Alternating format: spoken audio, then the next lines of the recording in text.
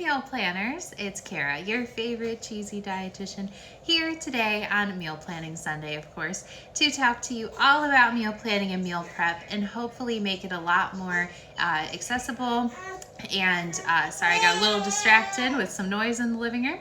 To hopefully make meal planning a lot more accessible, seem a lot simpler, and also perfect for your family.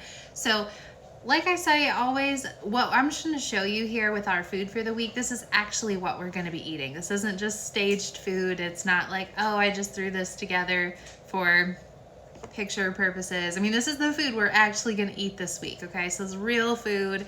It's not just me making it up. All right, so definitely something that you can do at home too, and hopefully you're inspired to try it yourself after watching this video. So speaking of being perfect for your family, we have company here right now. So I did not want to be in the kitchen all day. I mean, I don't really want to be in the kitchen all day most times, but I definitely didn't want to today. So when I was making the plan for this week, I knew that I needed to think a little bit about what could I make that will help me get in and out of the kitchen really fast. So I'm going to not just show you what we're having, but share a couple of tips that I teach my meal planning pros community, and hopefully that'll help you too. All right. So the first one is I do a lot of what I call component prepping. So this basically means that it's just me making something ahead of time and then storing it until it's ready to use. So you may do this yourself if you do a little bit of prep on the weekends and then keep stuff in the fridge until you're ready for it. But I take that to kind of the next level. I put my stuff in the freezer. So what I do is, let's see if I have a good example here. One of the meals that we're gonna make has pork in it. So what I did was a few weeks ago, I made a lot of pork loin all at once in the slow cooker. And then I sectioned it off. Yeah, just like that. That's how I sectioned.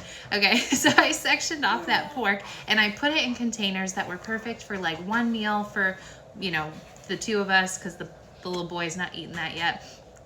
But I made enough and put it into little sections so I could make like a recipe one time, a recipe a different time. I didn't put it all in one bag because then how am I gonna do that? I can't defrost just a chunk, right?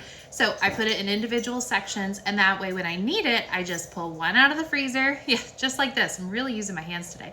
I'm gonna pull it just like this out of the freezer, let it defrost in the fridge, and then on Sunday when I'm ready to do meal prep, I just throw it in a container with the sauce we want with it.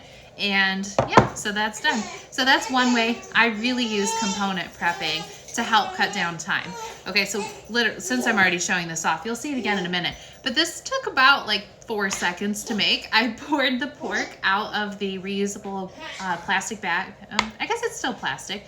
Reusable plastic bag from my freezer. And then this is just barbecue sauce. And then, yeah, it's probably hard to see, I sprinkled a little bit of red pepper flakes and some ghost pepper seasoning on there to really kick it up a notch. But that's it. It's ready for the week other than heating it. So that was one whole dish. All right, and we'll talk about that again in a minute. But that is one example of component prepping. And again, I teach my clients in detail how to do component prepping and really use that freezer to the best of your ability in week 7 of the Meal Planning Pros program. And I know, you're like, week 7? That's when you're talking about meal prep? No, those are like the advanced classes. All right, so I talk about meal prep in terms of like, how do you do the basic meal prep? How do you plan to do your meal prep in week 4? But in week 7, I go in detail with how do we really get component prepping to make that meal prep as little and as fast as possible, all right? Okay, so now let me get into what we're having this week, not just the pork. So I'm gonna start with, of course, the standby, right? I always make eggs. So these eggs are so great though, because I have a big skillet. I just make enough for all week in the one skillet, and then I just section them off. And actually my dad sectioned them off today, so I don't even have to do that, all right? But here was the exciting part. If you saw my stories yesterday, you know that I tried making, you guys recognize these? Look, maybe the bottom will give it away. Homemade, I almost said cinnamon rolls. Homemade English muffins. All right, they're actually made from my sourdough starter that I got from a friend. And we made them yesterday for the first time ever. And they were like these little itty bitty cute ones, which I really like. But to try and eat this like as a breakfast sandwich was like, oh boy, I'm like eating Barbie toys. I don't know. But anyways, so I made real size ones today. So I used the bigger biscuit cutter. So you can see they're still delicious, but I made real size ones today. So we're actually gonna be eating those this week, and I'm really excited. And I actually froze a few. So I'm gonna test how well they do in the freezer, because that could be another thing that I component prep, right? I could make these ahead of time. I could put them in bags enough for a whole week. And then that way, if we're running kind of low on time one week, or maybe it's like last year with flour, sometimes hard to find, I could just pull those out and it would be a whole week of breakfast bread, essentially, ready to go. So those are our breakfasts for the week, and I'm really excited about those. Next, we have lunches, of course. Now, this is an old standby. It's a super quick recipe on cheesynutrition.com. Okay, see? Santa Fe chicken pasta. Yeah! All right, super easy, few ingredients. Basically, the hardest part is you boil pasta. All right, everything else is like dump, dump, dump.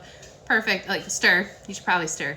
But yeah, dump, dump, dump, stir, done. Okay, so Santa Fe chicken pasta, it makes enough for us for all week. The husband loves it. It's actually one of his all-time favorite recipes, I think, right? He's not even listening. Okay, it's one of his all-time favorite recipes. I actually like adding a few black beans to mine. This is my preference. He likes it with more chicken, so it kind of works out. I kind of pick the chicken and put more in his, and I have black beans in mine. We're a good pair. All right, dinners this week. We're actually making one tonight.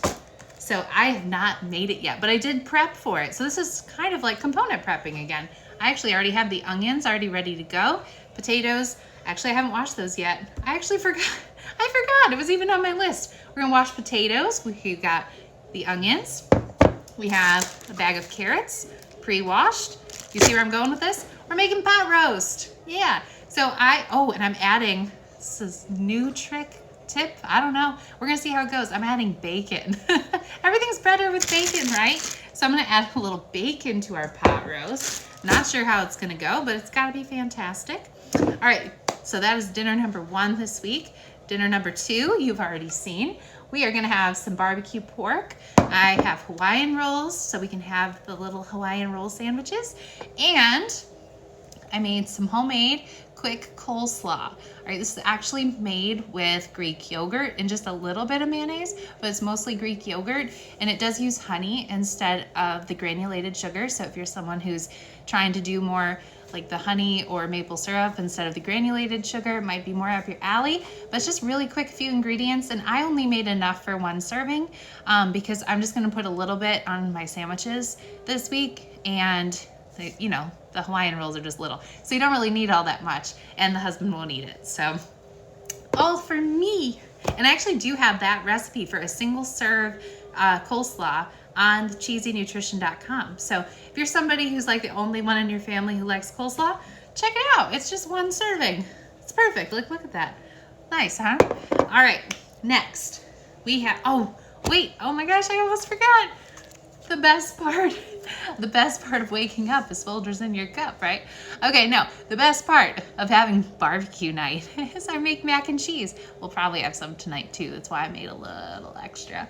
But we have our homemade whole wheat elbow noodles, mac and cheese with white cheddar. It's why you can see the noodles so much. It's not like orange. Maybe it looks kind of orange on the, oh, this isn't a TV, huh? On the computers, nope, working on it. Phone screen, that's what we got. All right, mac and cheese to go with the barbecue chicken sandwiches. No, pork. Wow, I looked at this and said chicken. So this is actually one more throw together recipe. It is enchilada soup. This one's not up on the blog yet, but it will be soon. So this is actually something that I also used component prep for to the max. Okay, I actually prepped enchilada sauce. See if we can zoom in here. I prepped enchilada sauce a while ago. I made a lot. Okay, I actually put it in quart-sized Ziplocs, froze it flat so that I could then kind of stack them next to each other, so that when it was time to get out enchilada sauce for enchilada soup, the husband just had to go grab one out of the freezer and it was like, oh, done. The next thing is this has chicken. I pre-cooked that chicken a few weeks ago, the same day I cooked all that pork. I put it in little bags. I grabbed one out of the freezer yesterday so it got to defrost, and today I threw it in our lovely pot of soup. Yeah, along with some house-grown jalapenos, not by me. I kill everything just by looking at it. But I have some nice homemade enchilada soup with our homegrown jalapenos from my dad, and it's got some chicken in there. It's got a little bit of leftover frozen corn, so my mom's totally not into this one. Enchilada sauce, and I think that was just about it. Oh, bell pepper. There we go. Cut up some bell pepper. All right, so I have 2 more special surprises for the week, although we've already really dug into them. I actually made some homemade cinnamon rolls, and I got to use my fancy new stove. It has a bread proving option, which I've never had before. So like I usually try to prove whatever I'm making like in the sunlight, and it never rises. It like rises this much. These are like so tall. Look at those. Those are incredible. I'm very proud of myself. Yay me. I actually made cinnamon rolls that got taller than this big. And then this one was kind of a last minute thing. So last night I was like, oh, let's make some more English muffins tomorrow. And you have to prep it ahead of time. Well, that left me with a little bit of extra sourdough discard. And knowing me, I was like, oh, I don't want to throw it away. So we made a coffee cake, and oh, is it good? Yeah, and yes, we made this last night. This is how much of this we've already eaten. Okay, it's seriously probably the most moist coffee cake. Sorry if you hate that word. It's seriously so good. I don't even have another word for it. It's just so good. All right, it's a great cinnamon flavor. The crunch on top is awesome. There's some pecans in there. And like, look how tall it got. Like you would think that it would be undercooked in the middle, but it's not. It's not at all. It's so good. Like, look how nice that is. Oh, it's delicious. Anyways, okay, so that's everything we made for the week. Remember, component cooking really helps cut down the time during your week. So whenever you're trying to get stuff around, you can prep stuff one day, use it later, whether that's from the fridge or the freezer. And then my other one little tip is when you really want to save time on your food prep, try and pick recipes that have a lot of similar ingredients, not similar spices, because we don't want to eat the same flavor all week, okay? But think like, okay, what has similar vegetables? What might have some similar proteins? What can I do where maybe I can cook things all together and then separate them? So one way I could have done that is we're having macaroni and cheese, right? We're also having, where to go? We're also having Santa Fe chicken pasta, but notice how they have 2 different noodles. I probably could have just cooked 2 of the same kinds of noodles, split them, and then had one for lunch and one for that dinner meal. And it would have been a lot quicker rather than, oh, I gotta get out the pan, I gotta make one noodle, then I gotta dump it, then I gotta reheat water, and then I gotta, what? You see where I'm going? Okay, so that's another tip. So component prep, as well as choosing similar ingredients. Both can really drastically cut down your meal prep time. And before I go, I have one more thing to talk about today. Starting next month, so November 8th, that's a Monday, I'm gonna be doing a free 5-day challenge. It's called Minimalist Kitchen. Sounds nice, right? But I talk about meal planning and meal prep. What does that have to do with it? So when we're talking about meal prep, you do not want a messy space. You don't want to be in a cluttered kitchen. You don't want to be digging through everything to find that one thing that you really need that's in the back of the cupboard because you haven't used it since last August. I guess August was just a little bit ago. So I mean like 2020. All right. So when you're digging through everything and you don't know where stuff is, that's a problem. That makes your prep frustrating. It makes your prep last a lot longer. And honestly, it's just annoying, right? Like, let's work on getting that kitchen to be a little more streamlined, a little more simple. And I would really like to help you do that for free. Okay. So to get involved in that challenge or to learn more about it, go ahead and send me clean in either the comments or in a DM, just clean, like we're cleaning, all right? And I'm gonna tell you how we can get you involved in that for free. It is a 5-day challenge.